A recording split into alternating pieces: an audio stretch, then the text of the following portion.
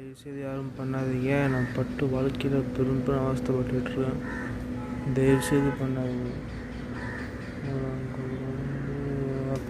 பணம் waste, time வேஸ்ட்டாக போகும்.